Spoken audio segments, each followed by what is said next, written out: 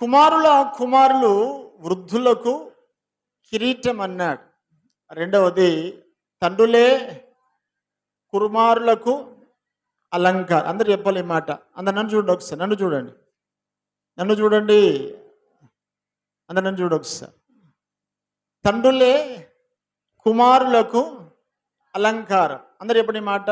తండ్రులే, గట్టిగా, తండ్రులే కుమారులకు అలంకారము. కొన్నిసార్లు మన పిల్లలకు కూడా అలంకారం ఎవరో తెలుసా? పేరెంట్స్. అర్థమైందా? కొన్నిసార్లు పిల్లలు ఇతడు నా తండ్రి అని చెప్పడానికి కూడా సిగ్గుపడతారట, అవమానపడతారట. కొన్నిసార్లు మన పిల్లల గురించి చెప్పడానికి మనం ఇష్టపడతాం కదా. కొన్నిసార్లు వీడు నా కొడుకు, ఇతను నా బిడ్డ, ఈమె నా మనమరాలు అని చెప్పడానికి కొందరు పెద్దోళ్ళు సిగ్గుపడతారు కదా. అవునా? ఎగ్జాంపుల్ చెప్తాను. ఒక ఇంట్లో ఒక తండ్రి ఉన్నాడట. ఆ తండ్రి ఒక పచ్చి తాగిపోతు. ఈ తాగినవాడు ఎలా ఉంటాడంటే ఎక్కడ పడిపోతాడో తెలియదు. ఈ పడిపోయిన వాడు ఒకరోజు ఉదయం, కొందరు రాత్రే తాగుతారట, కానీ కొందరు ఉదయం కూడా తాగుబోతున్నారు కొందరు. నేను మొన్నటి దినమున నేను పాస్టమ్మ దాంతోపాటు వర్ణికి వెళ్తున్నప్పుడు, మన రీసెంట్గా ఫ్రైడే కాదు, థర్స్డే, ఫ్రైడే వర్ణికి వెళ్ళినప్పుడు నేను బండి తీసుకొని వెళ్తున్నాను, కారులో వెళ్తున్నాను. అటు ప్రక్కన నుంచి వచ్చేవాడు ఒకడు నడుచుకుంటూ వస్తున్నాడు కదా అని చెప్పి నేను నార్మల్గా వెళ్తూనే ఉన్నాను. ఆ నడుచుకుంటూ వెళ్తున్న వాడికి నా మిర్రర్ తాకింది, అద్దం తాకి మూసుకుపోయింది. నేను అనుకున్నాను, నేనే డ్రైవ్ చేస్తుంటే నాదే తప్పేమో, కారు తగిలిందేమో అని ఆలోచన కలిగి బండి ఆపేసాను. బండి ఆపిన కారణం ఏంటంటే, నాకున్న ఒక రోగం ఏంటంటే, ఎవరికన్నా ఏదైనా చిన్నగా మన మిస్టేక్ కావచ్చు, వాళ్ళ మిస్టేక్ తగిలినా కానీ మొదట అడిగేది ఏంటంటే, ఏమైనా తగిలిందా అని అడుగుతాను. ఒకవేళ నా మిస్టేక్ అయినా అడుగుతా, వాని మిస్టేక్ అయినా అడుగుతా. చాలాసార్లు చిన్న ఇన్సిడెంట్లు అయినప్పుడు కొట్లాడకు రెడీ అవుతారు కదా. నేను కొట్లాడకు రెడీ అయినప్పుడు అంటాను, మన ఇద్దరు తర్వాత కొట్లాడదా కదా, ఏమైనా తగిలిందో చెప్పు ఫస్ట్ అంట. కొట్లాడదాం కానీ తర్వాత, ఫస్ట్ ఏమైనా జరిగిందా అని అడుగుతా. ఆ మాట అడగానే సగం చచ్చిపోతారు, అడిగి ఆగిపోతారు. నేను వాడిని అడుగుదామని నీకేమైనా తగిలిందా అని అడుగుదామని ఆగిపోయేసరికి నాకు దొరికిన విచిత్రమైన సంఘటన ఏంటంటే, వాడు ఫుల్ దాగున్నాడు. బండి తాకింది, ఏం కాలే, ఓ అంటున్నాడు. వచ్చిని వాడు నాకే చెప్తుండు, బండి తాకింది, ఏం కాలేదు, ఫోన్ అంటున్నాడు. అనుకున్నా, ఇది నా పొరపాటు కాదు, ఇది వాడి పొరపాటే. నేను బండి పోయేటప్పుడు వాడు ఒక మూమెంట్ ఇటు వంగిండు అని అప్పుడు అర్థమైంది. ఆ తర్వాత సరే నువ్వు బోరనైనా మేము పోతామని చెప్పి పోతుంటే, వాడు ఒక అడుగు ఈడేస్తే ఒక అడుగు రోడ్డు మధ్యకి వేస్తుండు. ఇటు ఒక అడుగు అటు ఒక అడుగు వేస్తున్నాడు. వెనుకున్న మేము ఎడుపోవాలి అర్థం కాక వాడు సగం దూరం పోయి ఒక దగ్గర పడిపోయినాక మేము పోయినాం మళ్ళా నుంచి. నేను అనుకున్న, దేవా నీ కృపనైనా ఈ మేము పక్కన ఉన్నప్పుడు తగిలినాడు, ఎక్కడో మధ్యలో తగులుంటే పెద్ద పంచాయతీ అనుకున్నా. సరే ఏమైనా పర్వాలేదు కానీ త్రాగి పడ్డాడు. అతనికి భార్య, 2 పిల్లలు ఉన్నారు. ఒకవేళ మీ నాన్న ఇక్కడ పడిపోయాడు అని చెబితే, ఈ తండ్రిని బట్టి పిల్లలు అవమానపరచబడతారా, ఘనపరచబడతారా? చెప్పాలి ఇప్పుడు మీరు.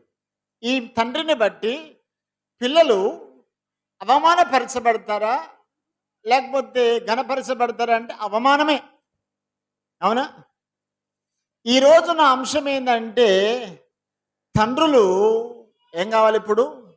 పిల్లలకు అలంకారముగా మారాలి. అలా మారాలంటే నువ్వేమి చేయాలో కొన్ని విషయాలు నేర్చుకుందాం. ఆమేన్. హల్లెలూయా. చేతులు పైకి ఒకసారి గట్టిగా హల్లెలూయా, హల్లెలూయా. చాలా మంది పేరెంట్స్ పిల్లలకు అలంకారంగా లేరు. మా నాన్న ఏ చెడ్డ అలవాటు లేదు అని చెప్పే ధైర్యం కొందరు పిల్లలకు ఉందా? లేదు. మా నాన్న యథార్థంగా ఉంటాడు, మా నాన్న చెడ్డ పనులు చేయడు, అబద్ధాలు ఆడడు, మోసాలు చేయడు, అన్యాయము చేయడు అని చెప్పగలిగిన పిల్లలు ఉన్నారంటే ఆ పిల్లలకి ఏంటంటే వారి తండ్రే ఒక అలంకారముగా మార్చబడతాడు. అవునా? ఈనాటి కాలంలో చాలా మంది పిల్లలకు కూడా పేరెంట్స్ ద్వారా ఏం కలుగుతుంది? అవమానము కలుగుతుంది. అలంకారముగా లేరు, అవమానంగా మారుతున్నారు. దైవికమైన బిడ్డలందరికీ నేను చెప్తున్న హెచ్చరిక ప్రకటన ఏంటంటే, ఈరోజు మన పిల్లలకు మనం ఏం కావాలా? అలంకారముగా మార్చబడాలని ఆశపడుతుంటున్నాను. దేవునికి స్తోత్రం కలుగును గాక. హల్లెలూయా. చేతుల పైకెత్తాం ఒకసారి గట్టిగా హల్లెలూయా. స్వరమెత్తుదాం ఒకసారి గట్టిగా హల్లెలూయా, హల్లెలూయా. కనుక దేవుడిచ్చిన ఆధిక్యత, దేవుడిచ్చిన అధికారము, దేవుడిచ్చిన కృప, దేవుడిచ్చినటువంటి మంచి గొప్ప స్థానము తండ్రి యొక్క స్థానం. కనుక ఈ వాక్య భాగమును ప్రారంభించక మునుపు ఇక్కడ ఉన్న తండ్రులందరికీ ప్రభు నామమున హ్యాపీ ఫాదర్స్ డే తెలియపరుస్తున్నాం. హల్లెలూయా. కనుక దేవుని యొక్క వాక్య గ్రంథములో నుంచి వాస్తవానికి తండ్రి అనేటువంటి వాడు ఎలా ఉండాలి అనే దేవుని వాక్యము హెచ్చరిక చేస్తుందో, దేవుని యొక్క మాటలు ఏమని బోధిస్తున్నాయో కొన్ని మాటలు ఈ దినం మీతో మాట్లాడాలని ఆశపడుతుంటున్నాను. మరలా జ్ఞాపకం చేస్తున్నాను. కుమారులు ఏందట? వృద్ధులకు కిరీటమట, తండ్రులే కుమారులకు అలంకారం అంటారు. ఒక మాట చూద్దాం ఒకసారి. కీర్తన గ్రంథము, సామెతల గ్రంథము 23వ అధ్యాయ భాగం అనుకుంటాను. 23వ అధ్యాయ భాగము 24వ వచనం చదివిడ. నీతిమంతుని తండ్రికి అధిక సంతోషము కలుగును, జ్ఞానము గల వారిని కనినవాడు వాని వలన. అందరూ ఎప్పుడు ఒకసారి గట్టిగా హల్లెలూయా. స్వరమెత్తి చెప్తాం ఒకసారి గట్టిగా హల్లెలూయా, హల్లెలూయా. అందరూ ఎప్పుడు ఒకసారి. నీతిమంతుని తండ్రికి, గట్టిగా, నీతిమంతుని తండ్రికి అధిక సంతోషము కలదు, జ్ఞానము గల వానిని కనినవాడు వాని వలన, చెప్పండి, వాని వలన ఆనందము కలుగును. ఆమేన్. హల్లెలూయా. ఆనందము నొందును ఉంది అక్కడ. నీతిమంతుని తండ్రికి అధిక సంతోషం అన్నాడు. రెండవది అంటాడు, జ్ఞానము గలవాడు గనుక వాని వలన ఏమొస్తుందట? తండ్రికి ఆనందం వస్తుందట. ఇది పిల్లలకు సంబంధించిన మాట. పిల్లలు అనేసరికి కుమారులే కాదండోయ్, కుమారులు కుమార్తెలు. ఇక్కడ కూర్చున్న వారందరూ అడుగుతున్న ప్రశ్న ఏంటంటే, మీ తండ్రికి మీరు ఎలా ఉండాలి? ఇప్పుడు చెప్పాలి. ఇప్పుడు ఎలా ఉండాలా? బైబిల్ చూడండి, ఏం చదివాం ఇప్పుడు? సంతోషము కలిగే వారిగా ఉండాలి, ఆనందము కలిగే వారిగా ఉండాలి. అవునా? ఎలా ఉండాలా? అసలు వాస్తవానికి మీకు ఎంతమంది తండ్రులు తెలుసా? 3 తండ్రులు. 3 ఎక్కడ పాస్టర్ గారు? మొత్తం పంచాయతీ పెట్టేట్టున్నారు అంటారా? 3 తండ్రులు. ఒక తండ్రి మీ శారీరకమైన తండ్రి, మీకు జన్మనిచ్చిన తండ్రి. అవునా? రెండవ తండ్రి ఆత్మీయ తండ్రి, అనగా సంఘ కాపరి. చెప్పండి, ఎవరు? సంఘ కాపరి. మూడవదిగా ప్రాముఖ్యమైనటువంటి వాడు మన దేవుడు, పరలోకమందున్న తండ్రి. ఆమేన్. హల్లెలూయా, హల్లెలూయా. చెప్పండి గట్టిగా వస్తుంది, హల్లెలూయా. ఒక తండ్రి మీ శారీరకమైన తండ్రి, రెండవ తండ్రి ఆత్మీయ తండ్రి, మూడవ తండ్రి పరలోకమందున్న దేవుడే, మన పరమందున్న తండ్రి. రైట్. సామెతల గ్రంథములో జ్ఞాని అయిన సొలొమోను రాసిన లేఖనములో అంటాడు, నీతిమంతుని తండ్రికి ఏముంటుందట? సంతోషము ఉంటుందట. జ్ఞానము గల వారిని కనినందున వానికి ఏం కలుగుతుందట? అధికమైన ఆనందము కలుగుతుందట. ఇప్పుడు తండ్రులకి ఏం కలగాల? అందరూ ఎప్పుడు ఒకసారి అందరినీ చూడొకసారి. తల్లిదండ్రులకి ఏం కలగాల? ఆనందము కలగాలి, సంతోషము కలగాలి. అది కలగాలి అంటే పిల్లలు ఎలా ఉండాలని రాశాడు? నీతిమంతులుగా ఉండాలి. రెండవది జ్ఞానము కలిగిన వారుగా ఉండాలి. అది పిల్లల యొక్క భావన. తండ్రి యొక్క పరిస్థితి ఏంటంటే, తండ్రి తన కుమారులకు ఎలా ఉండాలా? అలంకారముగా మారాలి. అలంకారం అంటే మీరే తండ్రులే పిల్లలకు కూడా ఒక అలంకారం, అనగా కిరీటముగా మారాలి. మిమ్మల్ని గూర్చి ఎప్పుడు కూడా అవమాన పరిస్థితిలో ఉండొద్దు. ఎక్కడన్నా నేను చూసినప్పుడు మా తండ్రి అని చెప్పడానికి వాడు సిగ్గు పడొద్దు.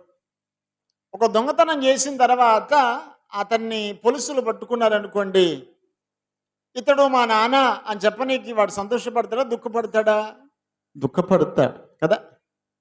ఒకవేళ తండ్రి అయినా చెప్పనికి ఇష్టపడాడు. కారణం ఏంటంటే, రేపు నా స్కూల్లో, మా ఊర్లో, మా పట్టణంలో, మా వీధిలో, మా స్నేహితుల మధ్యలో మాకేమొస్తుంది?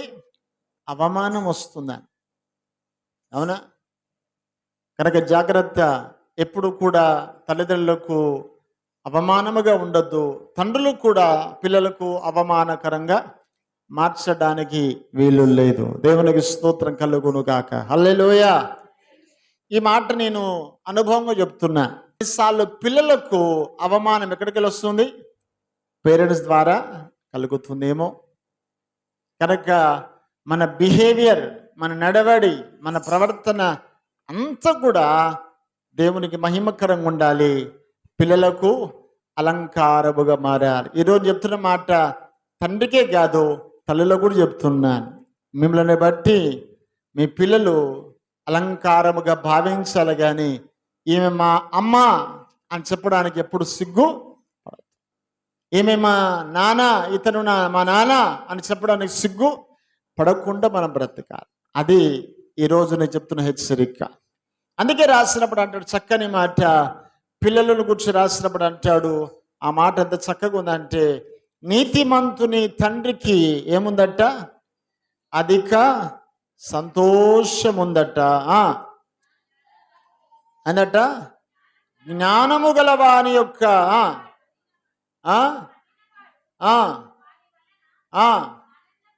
ఆనందమునందును. దేవునికి స్తోత్రం కలుగును గాక. హల్లెలూయా, హల్లెలూయా. కనుక దేవుని వాక్య గ్రంథంలో నుంచి ఈ దినమున ఒక తండ్రి యొక్క లక్షణాలను, ఒక మంచి అలంకారముగా ఉండగలిగిన తండ్రి యొక్క లక్షణాలను ఒక 4 విషయాలు మీతో మాట్లాడి ముగిస్తాను. యోబు రాసిన గ్రంథము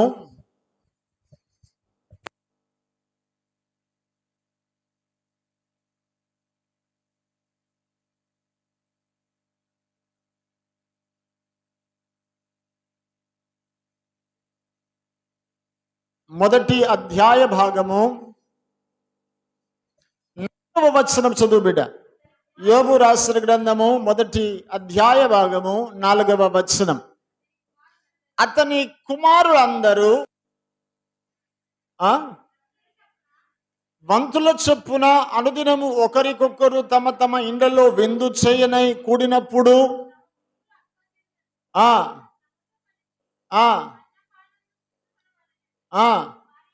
5వ వచనం చెప్పాలి. 5వ వచనం. వారి విందు దినములు పూర్తి కాగా యోబు తన కుమారులు పాపము చేసి హృదయములలో దేవుని దూషింతురేమో అని వారిని పిలువనంపించి పవిత్రపరచి అరుణోదయమున లేచి వారిలో ఒక్కొక్కరి నిమిత్తము దహన బలి అర్పించుచు వచ్చెను. యోబు నిత్యము అలాగూ చేయుచుండెను. అందరు ఇప్పుడు ఒకసారి యోబు నిత్యము అలాగూ చేయుచుండెను.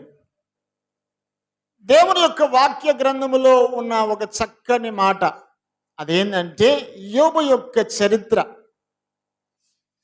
ఇక్కడ నేను మాట్లాడుతున్న మాట యోబు యొక్క భక్తిని గూర్చి మాట్లాడతలేను, యోబు యొక్క గొప్పతనం గూర్చి మాట్లాడతలేను, యోబు యొక్క ఆస్తిపాస్తుల గురించి అసలే మాట్లాడతలేను.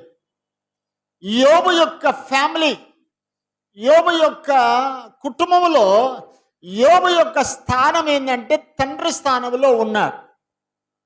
యోబుకు ఎంతమంది సంతానం అట? దర్దాపుగా 10 మంది సంతానం. అందరు నా వైపు చూడండి ఒకసారి, నా వైపు చూడండి. పిల్లల్ని ఆడుకొని వాళ్ళు వదిలిపెట్టండి, వాళ్ళ పనులు చేసుకుంటారు. అడేడి మీ ఓడికి పెద్ద ఇంకోడేడి ఉన్నాడా? కోర్సాడు కూర్చుండా? రైట్. యోబుకు దర్దాపుగా 10 మంది సంతానం. ఎంతమంది సంతానం? అందరు నోరిపి చెప్పాలి. ఎంతమంది సంతానం? 10 మంది.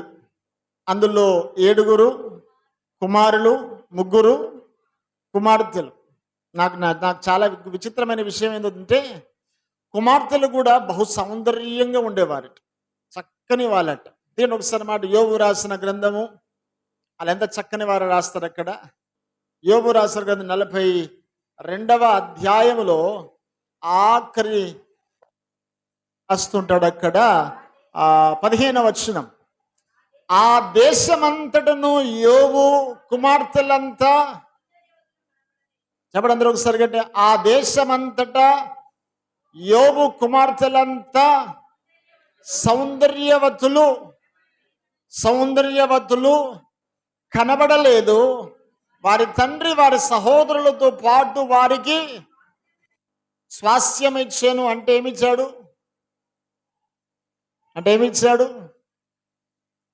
మాట్లాడాలి మీరు. ఏమిచ్చాడు? ఆస్తి.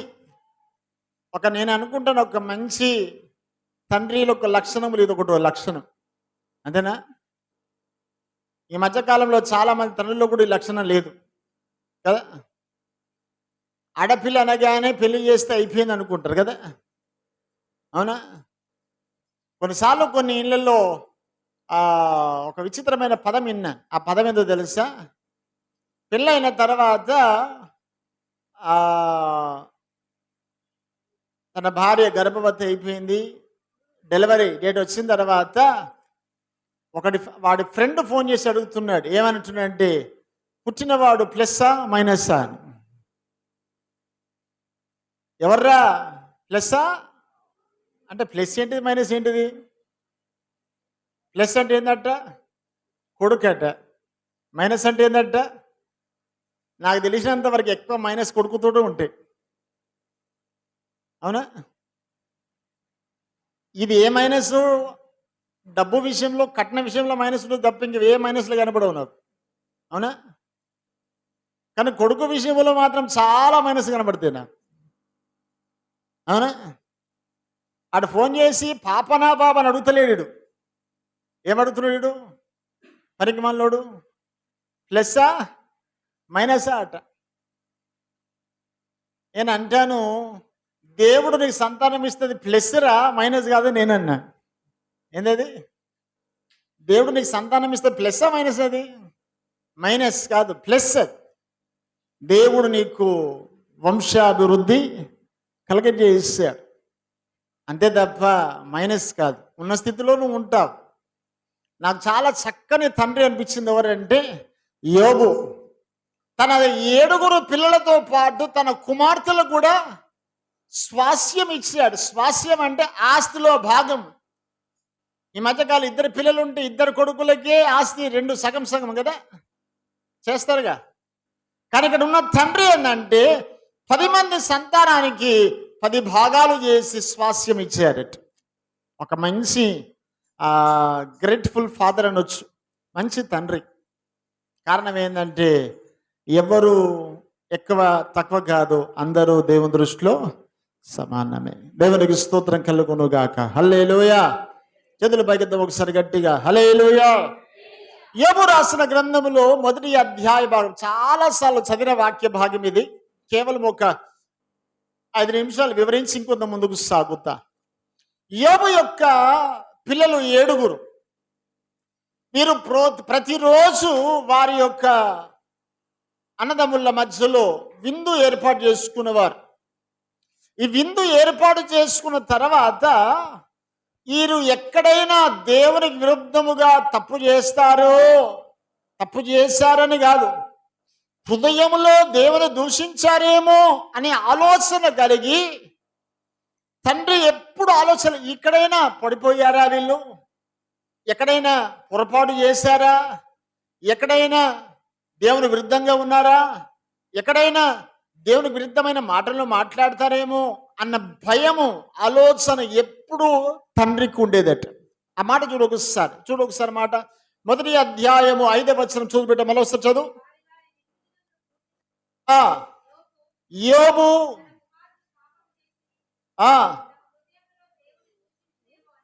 5వ వచనంలో వారి విందులో పూర్తి కాగా తన కుమారులు పాపము చేసి తమ హృదయములో దేవుని దూషించిరానుందా, దూషింతురు ఉందా, దూషించిరేమో, దూషించారు అని ఉంది ఎక్కడైనా? నన్ను చూడు ఒకసారి, నన్ను చూడండి. ఎక్కడైనా దేవుని దూషించారని ఉందా? దూషించారేమో అని అనుకుంటు అంటే అర్థమైందంటే ఎక్కడైనా దేవునికి విరుద్ధముగా తప్పు చేస్తారేమో అన్న భయము ఎప్పుడు వారి పట్ల ఒక ఆలోచన కలిగిన వాడు ఒక మంచి తండ్రి. అవునా? ఓవర్ కాన్ఫిడెన్స్ కాదు, నా పిల్లలు అట్లా చేయరండి అన్న పిల్లలు ఎంతమంది పడిపోయారుగా. నా కొడుకు అలాంటి వాడు కాదండి అన్న వాళ్ళు పడిపోయిన వాళ్ళు చాలామంది ఉన్నారుగా. నా కొడుకు తాగడండి అని చెప్పినవాడు తాగినవాడు ఉన్నాడుగా. నా కొడుకు సిగరెట్ ముట్టడండి అన్నవాడు చేసినవాడు ఉన్నాడుగా. నా కుమార్తె అలాంటిది కాదండి అన్న వాళ్ళు కూడా ప్రేమలో పడిపోయిన దౌర్భాగ్యులు ఉన్నారుగా. నా బిడ్డ అలాంటిది కాదు, నా కుమారుడు అలాంటి వాడు అని అనుకున్న తర్వాత కూడా అనేక మంది పిల్లలు వారి యొక్క ట్రాక్ తప్పిపోయిన వారు అనేక మంది ఉన్నారు. కారణం ఏంటంటే నీ ఓవర్ కాన్ఫిడెన్స్. అవునా? ఈరోజు చెప్తున్న మాట ఏంటంటే వారు అలా చేస్తారని కాదు, చేస్తారేమో అన్న ఆలోచనతో వారు ఎప్పుడు కనిపెట్టుకొని ఉండేవాడే ఒక మంచి తండ్రి. ఆమేన్. హల్లెలూయా. చెప్పండి గట్టిగా ఒకసారి, హల్లెలూయా. కొన్నిసార్లు పిల్లల్ని ఊకే మనం వెనక తిరుగుతూ ఉంటే మన వాళ్ళకి విసుకొచ్చి అంటారు, ఎందుకు డాడీ నా వెనక ఊరికే, నేను ఎటుపోతాను డాడీ అని అంటారు ఒక్కోసారి. అంతేగా? కానీ ఎటు పోతారని కాదు, నువ్వేడ పడిపోతావని నేను వెంబడిస్తున్నా. నువ్వెక్కడ ఎవరితో మాట్లాడుతున్నావు అని పిల్లలు అంటే ఈ మధ్యకాలంలో పిల్లలకి చాలా కోపం. అవునా? చెప్పరే, పిల్లలకి ఎలా ఉందంటే ఇప్పుడు ఎవరితో మాట్లాడుతున్నావు బిడ్డ అని అంటే ఎంత కోపమో కదా. ఇంతసేపు మాట్లాడతావేంది అని అంటే కోపం. ఎవరితో ఇంతసేపు సంభాషణ అంటే కోపం. కారణం ఏంటంటే ఏదో తప్పు చేస్తున్నారని కాదు, తెలియక ఎక్కడ పడిపోతారో అని భయం కదా. ఆ భయమే పదే పదే పదే పదే అడగడానికి అవకాశం ఇస్తుంది.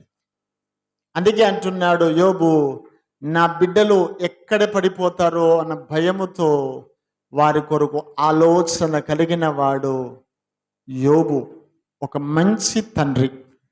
ఈరోజు చెప్తున్న మాట ఏంటంటే పిల్లల విషయంలో నువ్వు ఎప్పుడు ఆలోచన కలిగి ఉండాలి.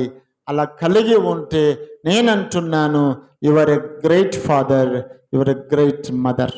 ఆమేన్. అందరు చెప్పులు కూడా దేవుని మహిమపరుచుదాం. స్తోత్రం కలుగును గాక. హల్లెలూయా, హల్లెలూయా.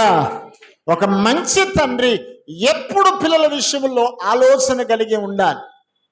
నువ్వు ఎక్కడైనా ఉండు, ఏ స్థితిలోనైనా ఉండు, ఏ పరిస్థితిలోనే ఉండు, అడగాలి. నాన్న ఎక్కడ పోయావు, ఇంతసేపు ఎక్కడ ఉన్నావు, ఎవరితో ఉన్నావు, ఎవరితో మాట్లాడుతున్నావు, ఇవన్నీ నువ్వు ఎంక్వైరీ చేయాలి. కారణం ఏంటంటే ఎక్కడ పడిపోతారన్న భయం నీలో ఉంటే ఎక్కువగా అడుగుతూ ఉంటా. అంతేగా, అవునా కదా?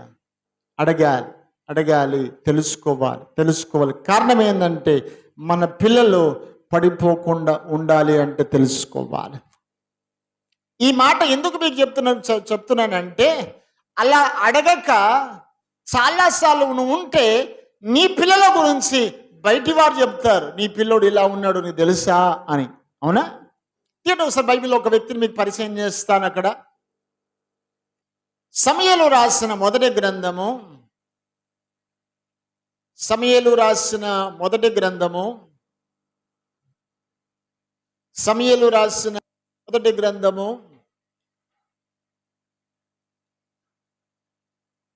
2వ అధ్యాయము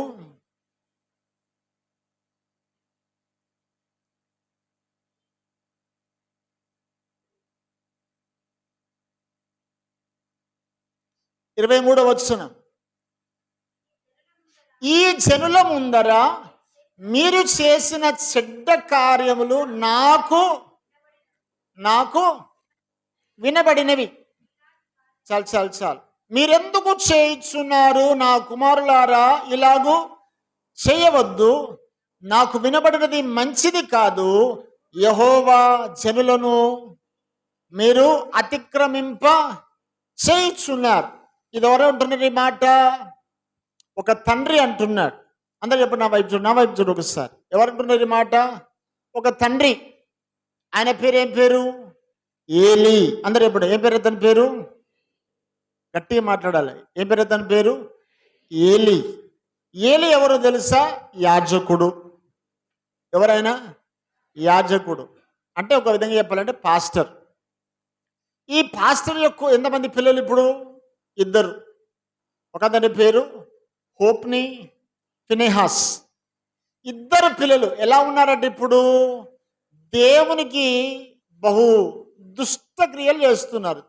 చాలా అసహ్యంగా చెడ్డ పనులు చేస్తున్నారు. ఈ చెడ్డ పనులు చేస్తున్నది తండ్రికి తెలుసా? తెలియదు. బైబిల్ ఒక మాట ఏముందంటే మీరు చేసిన చెడ్డ పనులు నాకు వినబడ్డవి అన్నది. అందరూ వినండి, నా వైపు చూడు ఒకసారి.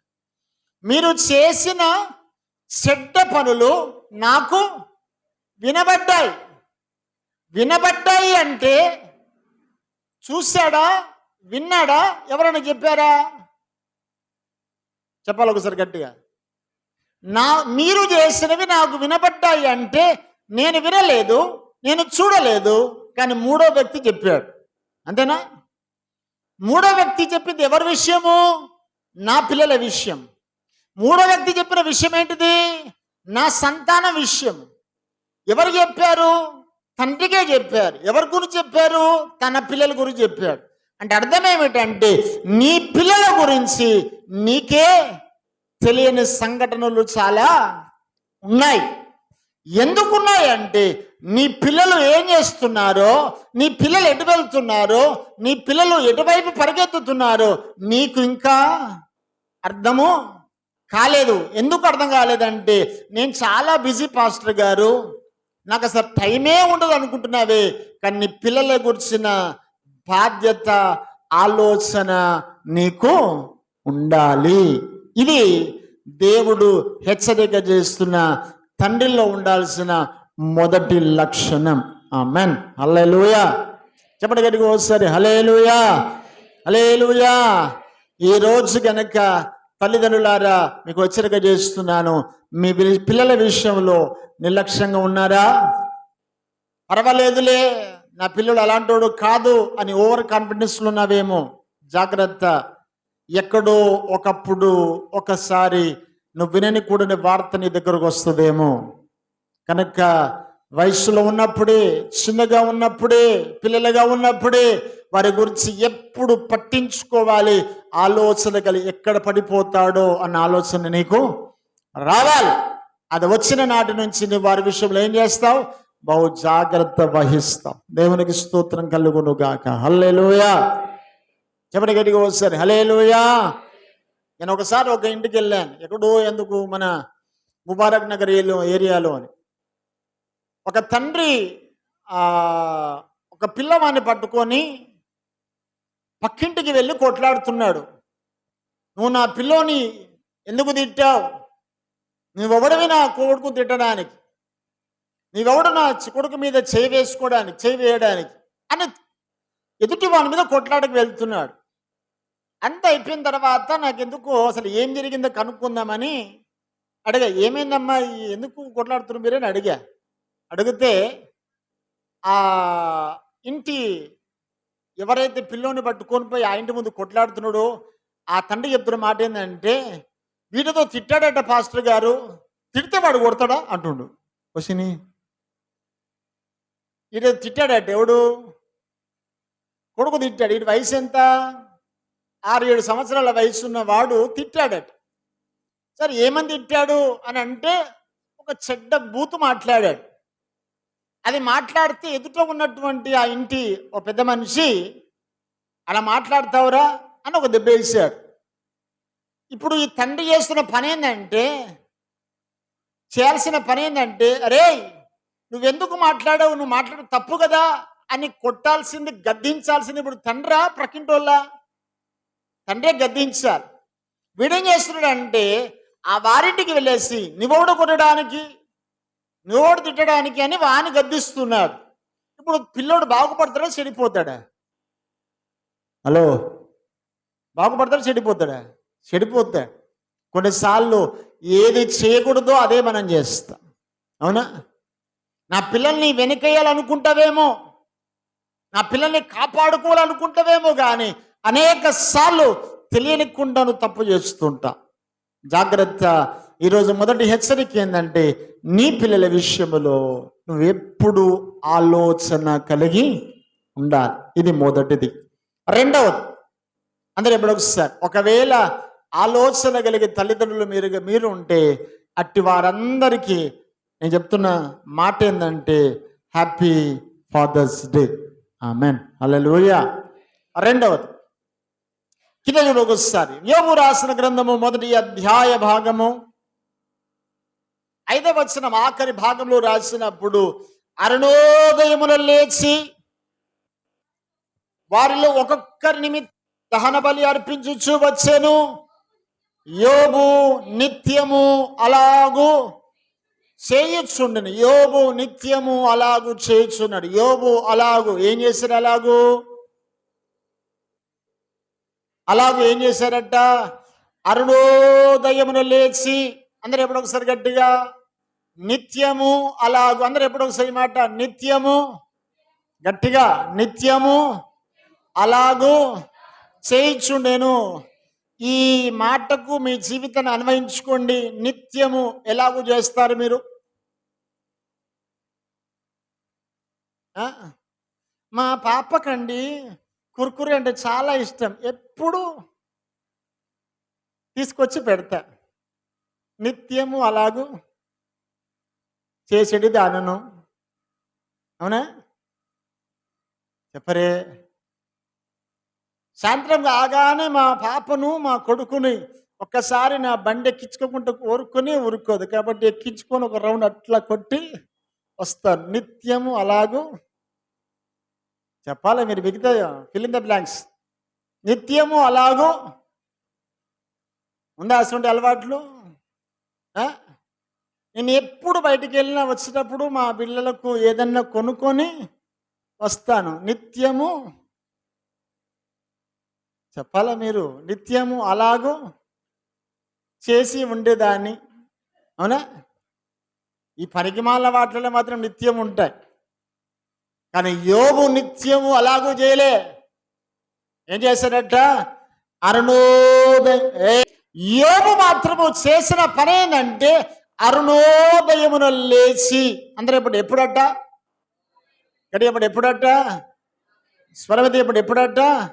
అరుణోదయమున లేచి వారిని ఒక్కొక్కరిని పిలువనంపించి ఏం చేసేవారట? ఒక్కొక్కరి నిమిత్తము దహన బలి అర్పించుచు వచ్చెను. ప్రతిరోజు ఇన్ ది ఎర్లీ మార్నింగ్, సూర్యోదయం కంటే ముందు, ఇంకా చీకటిగా ఉన్నప్పుడే లేచి అన్ని సిద్ధపరిచి తన పిల్లలందరినీ పిలువనంపించి, నిద్రలో ఉన్న వారికి లేయడం ఇష్టం ఉండదు ఒక్కోసారి, అవునా? దుప్పటి కప్పుకొని, ఆగమమ్మీ ఇంకా 5 minutes. ఎన్ని మినిట్స్ అట? ఏం అక్షయ్ అన్నవా? ఎప్పుడంట్లా అన్నవా? ఇట్టంటున్నావా అన్నవా? రైట్. మమ్మీ మ్యాగీ 2 minutes ఉంటుంది, వీళ్ళకి 5 minutes నిద్ర కావాలా కదా? ఏంటంట అరుణోదయం లేకపోతే ఎంత చికాకో కదా. ఇక స్త్రీలకు లేయడం కూడా చికాకేమో తెలియదు, ఆ సంగతి నాకు. కానీ ఇప్పుడు పిల్లల గురించి మాట్లాడుతున్నా. కొందరికి లేపితే చికాకు, అవునా? కొన్ని ఇళ్ళలో దౌర్భాగ్యం ఏంటంటే భర్తలు వచ్చి భార్య లేపుతారు. అమ్మ లేవే, ఆరైతుంది, లేవే, పొద్దెక్కింది, అందరు వాకిళ్ళు ఉడిసిరే, లేవే, ఏమంటది. ఈ మహానుభావుడు సిగ్గుపడకుండా నోరు మూసుకొని భర్త వేసేసి కొంచెం బాగలేదు అందుకే లేలే కవరింగ్ ఇస్తాడు కదా. అసలు పేరెంట్స్ భర్తలు కొందరు ఉంటారేమో. జాగ్రత్త, లేయాలి. లేచి ఎప్పుడు లేయాలా? హలో, మీరు ఎప్పుడు లేయాలా? అరుణోదయం అంటే ఎప్పుడమ్మా? ఒకసారి ఒక అమ్మగారిని అడిగా, ప్రార్థన ఎప్పుడు చేస్తావు బిడ్డ అని ఒక యమనస్తురాలు అంటే, ప్రొద్దున్నే చేస్తా అంకుల్ అన్నది. ఎప్పుడు చేస్తావు అమ్మ అంటే, ప్రొద్దున్నే లేగానే చేస్తుందట. వాళ్ళ అమ్మని అడిగిన, ఎప్పుడు లేస్తుంది అంటే 9 గంటలకట. పొద్దున ఈమె దృష్టిలో పొద్దున ఎప్పుడు? ఇది అరుణోదయమున లేచిన అలవాటట. నువ్వు ఎప్పుడు లేస్తే అప్పుడు పొద్దున కాదు ఇది, అంతేనా? అవునా? బైబిల్ ఒక మంచి మాట ఉంది, గుణవతి అయిన భార్య దొరుకుట. ఇప్పుడు చూద్దాం ఒక మాట, ఆ పదాన్ని మాత్రం పరిచయం చేసి ముందుకు సాగుతుంది, ఎందుకంటే మన అంశం అది కాదుగా. సామెతల గ్రంథము 31వ అధ్యాయ భాగము ఎన్న వచనం బిడ్డ? 10వ వచనం చదువు బిడ్డ.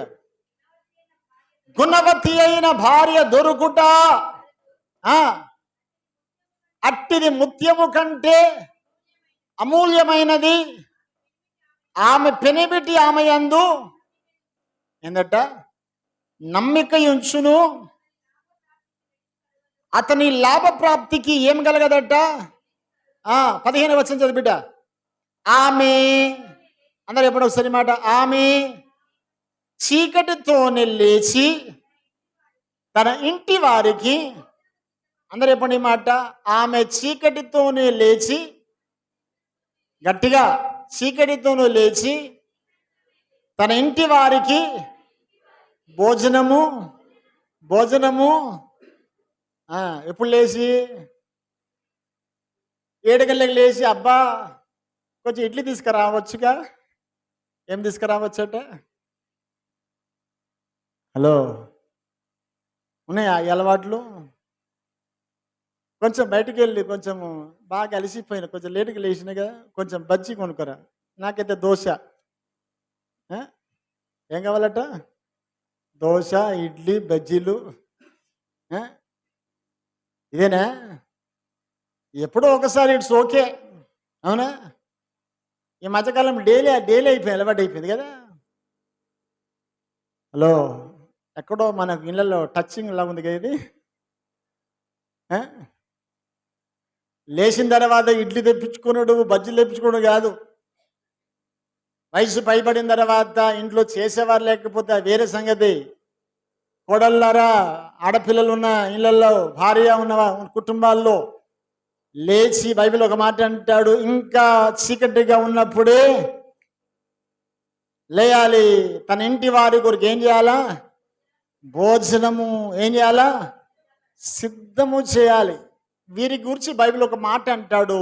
ఈ స్త్రీలను గురించి రాసిన ఒక మంచి పదం ఏంటంటే, గుణవతి అయిన భార్య దొరుకుట. ఆమెన్, హల్లెలూయా. ప్రభు సిద్ధమైతే హ్యాపీ ఉమెన్స్ డే రోజు ఈ వర్తమానం మీకు ఇస్తారు. గుణవతి అయిన భార్యలో ఉన్న లక్షణాలు అనే టాపిక్. రైట్, ఈరోజు ఒకటే లక్షణం మీకు చూపిస్తున్నా. స్త్రీలు చేయాల్సిన పని ఏంటంటే ఎప్పుడు లేయాలా?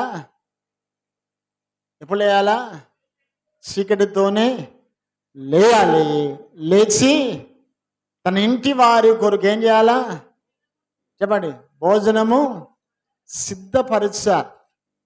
ఒక మంచి గృహిణి యొక్క పని అది. ఇంకా చీకటిగా ఉన్నప్పుడే ఊరికే బయట ఆహారాల కొరకు అలవాటు పడకండి కదా, మంచి అలవాటు కాదు అది. ఎప్పుడన్నా టైం లేనప్పుడు, అనారోగ్యంగా ఉన్నప్పుడు ఓకేనా, కానీ దీనికే హ్యాబిట్ కాకండి. అర్థమైందా? ఒక 20 రూపాయలు పడేస్తే టిఫిన్ వచ్చేస్తుంది కదా, ఇది అలవాటు పడకండి. ఇది మంచి అలవాటు కాదు, నిన్ను సోమరిగా మార్చే అలవాటు ఇది. ఆమేన్, హల్లెలూయా, హల్లెలూయా. మేము కూడా తెచ్చుకుంటాం, కానీ అది ఎప్పుడు కాదు కదా, పరిస్థితిని బట్టి. ఆరోగ్యం బాగులేనప్పుడు, ఎప్పుడైనా బలహీనత ఉన్నప్పుడు, సమయం లేనప్పుడు దాన్ని యూటిలైజ్ చేసుకోవచ్చు, అంతేగాని దానికి హ్యాబిట్ కావద్దు కదా. కొందరు ఇళ్లలో నేను చూసినప్పుడు బాగా అలవాటైన ఒక అలవాటు ఉంది. ఉదయం కాగానే షాప్కి వెళ్ళాలి, టోసుల ప్యాకెట్. ఏ ప్యాకెట్? టోసుల ప్యాకెట్. రోజు టోసులే, ఇదే టిఫిన్ కదా. మంచిగా ఉప్మాను టిఫిన్ చేయండి, ఇంటిల్లాలు కడుపు నిండా తింటారుగా. తింటరా? మంచి అలవాటు ఇది, ప్రాక్టీస్. ఇది మంచిది. గుణవతి అయిన భార్యలో ఉన్న లక్షణమే. ఆమేన్, హల్లెలూయా. చెప్పండి గట్టిగా ఒకసారి, హల్లెలూయా. బైబిల్లో రాసిన ఒక మంచి మాట, అరుణోదయమున లేచి. చెప్పండి గట్టి, హల్లెలూయా. చెప్పండి ఒకసారి గట్టి, హల్లెలూయా. స్వరాలు ఎప్పి చెప్పాలి, హల్లెలూయా, హల్లెలూయా. దిగా మీ ఆయన ఎటు బిడ్డ మాయమైపోయిందా? రైట్, హల్లెలూయా. చెప్పండి గట్టిగా ఒకసారి, హల్లెలూయా. గుణవతి అయిన భార్య దొరుకుట అరుదు అని ఎందుకన్నాడంటే, ఎక్కడైనా అరుదుగా దొరుకుద్ది భార్య. ఏ భార్య? గుణవతి అయిన భార్య. భార్యలు దొరకడం పెద్ద విశేషం కాదండోయ్, భార్యలు దొరకడం విశేషం కాదు. అందులో ఏ భార్య కావాలా చెప్పాలి మీరు? ఏ భార్య కావాలా? గుణవతి అయిన భార్య దొరుకుడు కావాలి కదా. గుణవంతుడైన భర్త దొరుకుడు కూడా చాలా కష్టమే. భర్తలు దొరకాలని కాదండోయ్, ఏ భర్త కావాలి ఇప్పుడు? వివేకము కలిగిన, జ్ఞానము గల భర్త దొరకడం చాలా కష్టం కదా. ఆ మాట పేతురు రాసిన పత్రికలు ఉంటుంది. అన్నమాట తీయండి ఒకసారి మాట. పేతురు రాసిన పత్రిక అనుకుంటా,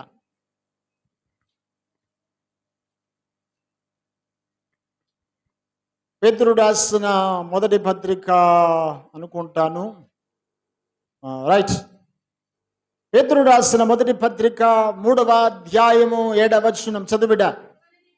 అటుల వలె పురుషులారా, జీవమును కృపావరములతో మీ భార్యలను పోలిన మీతో పాలివారని ఎరిగి, ఎక్కువ బలహీనమైన ఘటమని భార్యను సన్మానించి, అభ్యంతరము కలగకుండునట్లు జ్ఞానము చొప్పున వారితో కాపురము చేయాలి. భర్తలారా, కుటుంబాన్ని ఎలా నడుపుకోవాలట? జ్ఞానముతో, అహంకారముతో కాదు. జ్ఞానము ఎందుకు అంటున్నారంటే, బయటి నుంచి వచ్చిన అమ్మాయి కదా, అవునా కదా. బయట ఇంటి నుంచి, బయట ఊరు నుంచి, వేరే ప్రాంతము నుంచి మన ఇంటికి వచ్చిన అమ్మాయి నీతో కలిసి కాపురము చేయాలి అంటే, నీ కుటుంబములో దానన్నీ అర్థం చేసుకొని సరైన విధముగా జ్ఞానము చొప్పున నువ్వేం చేయాలి? వారిని నడిపించుకోవాలి. అంతే తప్ప నేను చెప్పింది వినాలి, నేను అన్నట్టే నడవాలి, నేను పట్టుకున్న కుందేలుకి 3 ఎక్కాలంటే కుదిరే పని? జ్ఞానం. ఏ జ్ఞానము? తల్లిని ఎలా చూసుకోవాలి, నా మరిది ఉన్నాడు అనుకో, మరిదిని ఎలా చూసుకోవాలి, నా భార్య కొత్తగా వచ్చింది కదా, ఎలా వాళ్ళని కమ్యూనికేట్ చేయాలి, వారి మధ్యలో ఎలా సమాధానం ఏర్పరచాలి, అన్ని విషయాలు కూడా ఏం చేయాలా, జ్ఞానయుక్తముగా డీల్ చేయాలి. అందుకే పురుషులకు ఏం కావాలా, జ్ఞానం కావాలి, స్త్రీలకు ఏం కావాలా, గుణం కావాలి. ఈ రెండు కరెక్ట్గా ఉంటే కుటుంబంలో ఏముంటుంది, స్వర్గసీమ అని అంటారు దాన్ని. అంతేనా? అవునా కాదా? ఇల్లే ఇల్లే స్వర్గసీమ అంట. అంటే స్వర్గం అక్కడ ఉంటుంది కానీ ఇక్కడ కనబడుతుందట. ఎప్పుడు గుణవతి అయిన భార్య దొరకాలి, జ్ఞానవంతుడైన భర్త. ఈ రెండు ఉంటే అది స్వర్గసీమ. లేకపోతే రోజు నరకమే. అంతేనా? ఇద్దరిలో ఈ రెండు లోపమైతే రోజు నరకమే. చాలామంది స్త్రీలు అంటారు చేసుకున్నప్పటి నుంచి సుఖం లేదంటారు. చాలామంది భర్తలు అంటారు నాకు చేసుకున్నప్పటి నుంచి నెమ్మదే లేదంటారు. ఎందుకు అంటే ఇద్దరిలో ఏం కరువైంది, ఇప్పుడు గుణం కరువైంది, జ్ఞానం కరువైంది. ఈ రెండు సరిగా ఉంటే అన్ని సెట్ అయిపోతాయి. అంతేనా? చేతుల పైకిద్దాం ఒకసారి గట్టిగా, హల్లెలూయా హల్లెలూయా. తండ్రి యొక్క లక్షణం ఏంటంటే మొదట అన్నీ గమనించేవాడు తండ్రి. అవునా? రెండవది అన్ని విషయములలో పిల్లల కొరకు ప్రార్థించేవాడు తండ్రి. అందరు ఎప్పుడు ఒకసారి ఎవరు వారు ప్రార్థించి. ఈనాటి కాలంలో చాలాసార్లు గమనిస్తాను, తల్లుల పైన ప్రార్థిస్తారు కానీ తండ్రులు ఎక్కువ ప్రార్థన చేయరు. తండ్రులు, అవునా? మీరు చెప్తున్న మాట ఏంటంటే తండ్రులు కూడా యోబులాగా ప్రార్థించే తండ్రులు కావాలి. దేవునికి స్తోత్రం కలుగును గాక. హల్లెలూయా. మూడోది చూద్దాం. ఎన్నో విషయాలు ఉన్నాయి కానీ ఈరోజు సమయం సరిపోదు, టైం అయిపోయింది. ఒక్క మాట మేము ముగిస్తా. మూడో విషయం, మత్తయి సువార్త గ్రంథము 6వ అధ్యాయ భాగము 6వ అధ్యాయ భాగము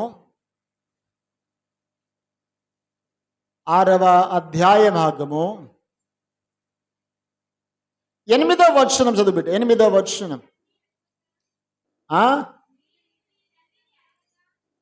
ఒక్కరు చదివిన తర్వాత మళ్ళీ వాళ్ళే చదవాలి. మీరు ఇంకోటి చదివితే మీ అర్థం ఏంటంటే రేపు నీకు చక్కగా చదువు వస్తలేదు, మేము చదువుతాం అన్నట్టు ఉంటుంది. రైట్? చదువుబిడ్డ. మీరు మీ తండ్రిని అడగక మునుపే రెండు వేరు కాదు బిడ్డ, రెండు కలిపి ఉంటాయి. ఆ రెండు కలిపి చదువు. మీరు మీ తండ్రిని అడగక మునుపే మీకు అక్కరగా ఉన్నవేవో ఆయనకు తెలియను. చాలు. హల్లెలూయా. తండ్రి యొక్క మరి ఒక లక్షణం, మీరు అడగక మునుపే మీ తండ్రికి మీకేం అవసరమో తెలుసు. అవునా?